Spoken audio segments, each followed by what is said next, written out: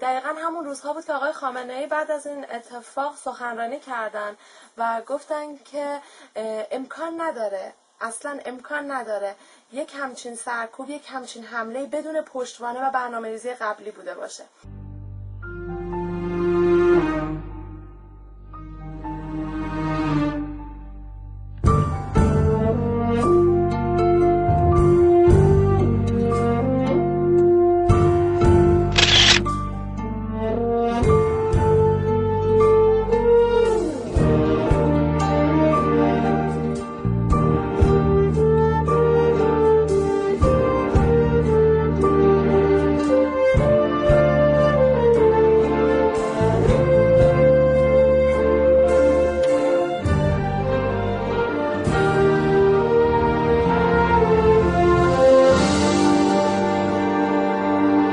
یه ضربه خورد تو سرم و دیگه هیچی نفهمیدم.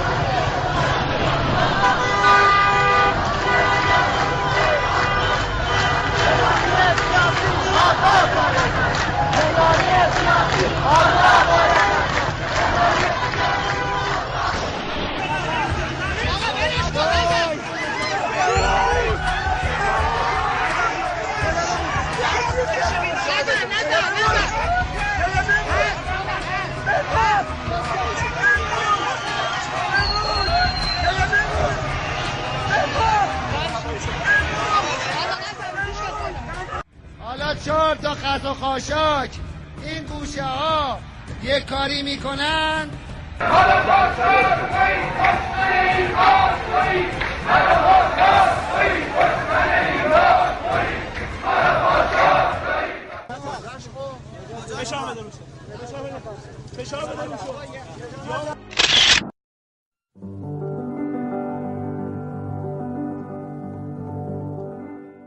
زن متجدد سکولار ایرانی از همان نخستین روزی که دریافت حکومت اسلامی کمر به حذف موجودیت و موقعیت اجتماعی او بسته به پا خواست.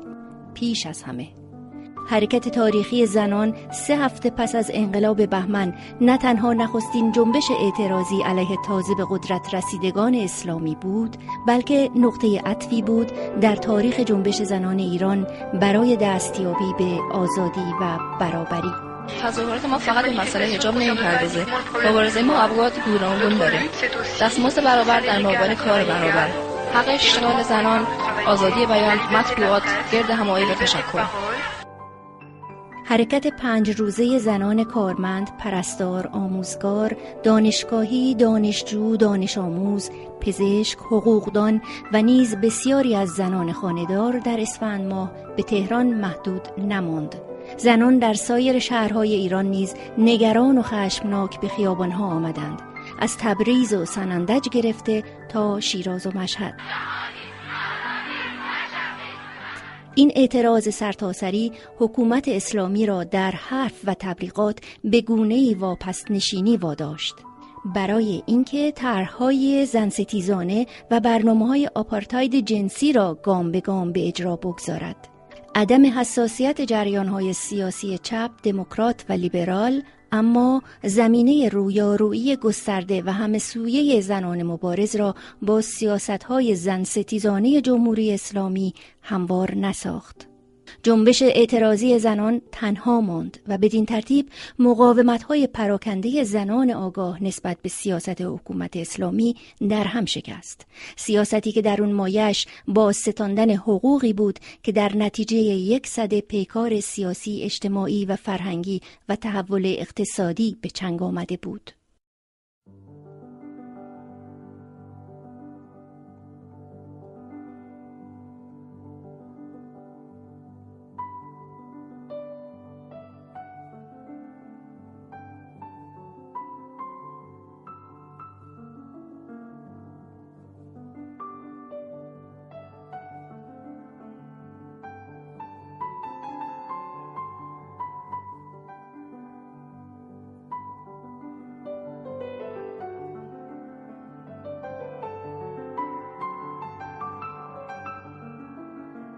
فروپاشی جنبش اجتماعی زنان با رویاوری بیش از پیش دختران دانش آموز و دانشجو، آموزگار و روشنفکر به سوی گروه‌ها، سازمان‌ها و حزب‌های چپگرای کمونیست و اسلامگرا همزمان بود.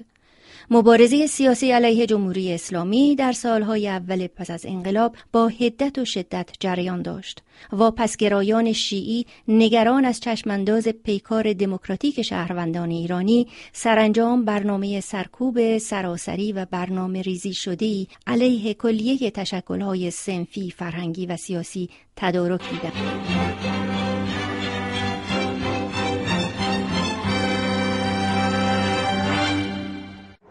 شمایی که با این چماقدارها نیستید از اونها جدا بشوید تا من از مردم بخواهم که به حساب اونها برسند. چرا که این تشکل‌ها به سیادت سیاسی و سیاست‌های ضد دموکراتیکشان تن در نمی‌دادند.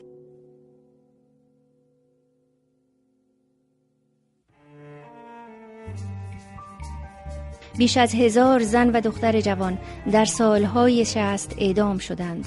چنین موج اعدامی در تاریخ سیاسی ایران بی پیشینه بود. صدها زن نیز در دادگاه‌های شبه صحرایی چند دقیقه‌ای محکوم به حبس شدند، از 3 سال تا حبس ابد. هزاران زن جلای وطن کردند و کم نبودند زنانی که به دلیل حجاب اجباری، پاکسازی از ادارات دولتی و یا برای نجات فرزندانشان از جبهه‌های جنگ برای فتح کربلا جان بر کف گرفتند و با پذیرش انواع مخاطرات از کوه و کمر، دشت و دریا گریختند و به کشورهای گوناگون پناه بردند.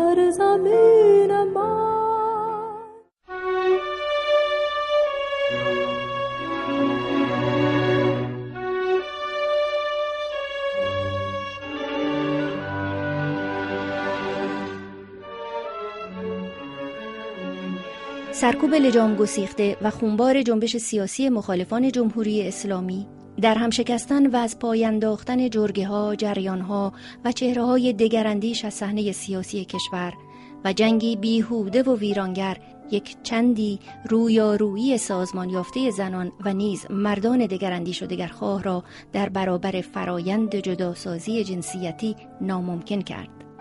در این دوره ستیز زن ایرانی با جمهوری اسلامی در درون مرزهای ایران اساساً یا در زندانها بود و یا به شکل مقاومت منفی خود می نمود. پهنه رویارویی آشکار فکری، فرهنگی و سیاسی به خارج از کشور انتقال یافته بود و پاره انکار ناپذیر این رویارویی آشکار را زنان تشکیل می دادند. زنانی که تازه خود را به خارج رسانده بودند و تجربه چندانی در زمینه زندگی در تبعید و مهاجرت نداشتند. زنانی که نه تنها باید غم غربت و از دست دادن دلبندان و یارانشان را تاب آورند که با 10 مشکل دیگر نیز دست و پنجه نرم کنند. از سازگار ساختن خود با محیط گرفته تا کار کردن، درس خواندن، به فرزند رسیدن و پی گرفتن پیکار.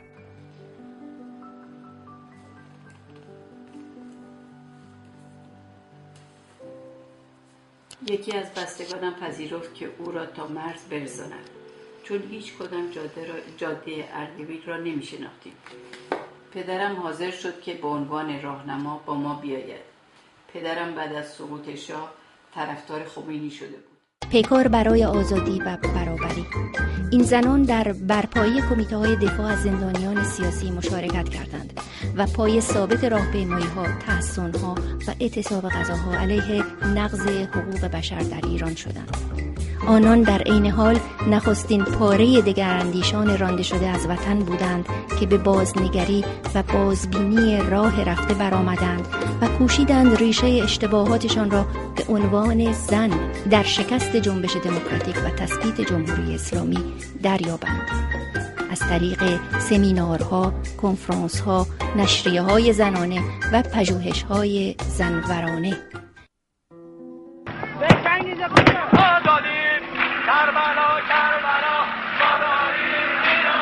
پایان جنگ با عراق در متن بحران حاد و بنبست کنونی که با کشتار بزرگ زندانیان سیاسی ایران همراه بود، مرگ آیت الله خمینی، فرادستی جناح دورنگر جمهوری اسلامی در دستگاه دولت و شدتیابی جدال جناح‌های رقیب حکومت فضایی باز کرد که جامعه مدنی در بهره برداری از آن درنگ نکرد. چون ما فرضمون در مرجعیت بود. زن ایرانی نیز از این پس مرحله تازه‌ای از زندگی و مبارزه خود را آغاز کرد. به میدان آمد. به میدان نبرد مرگ و زندگی در نظامی که زن در آن شهروند درجه دوم به حساب می آید.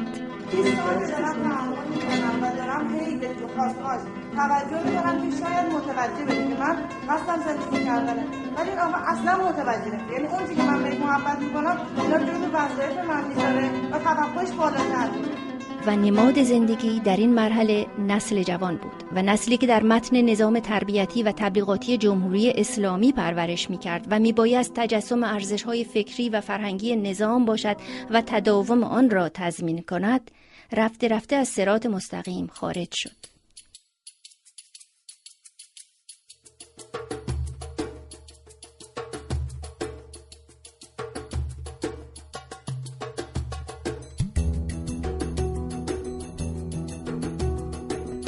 ما هم بستری نداشتیم، ما شب عروسی نداشتیم. من هم بستری هر وقت بودیم من طرف ایشون رفتم. درست نیست گفتن این هم توی همچه اجرام همه هستن بزرگم، ولی حالا میگم.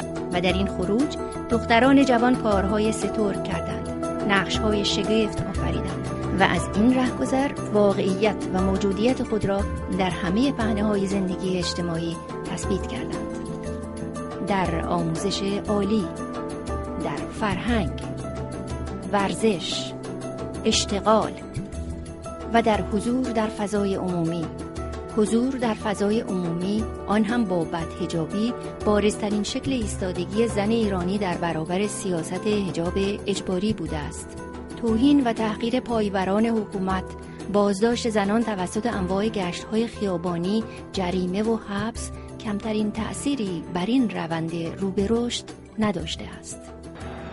میگم چرا تو استادیوم زنها حق ندارن بیان کنار مردم بشینن فوتبال ببینن؟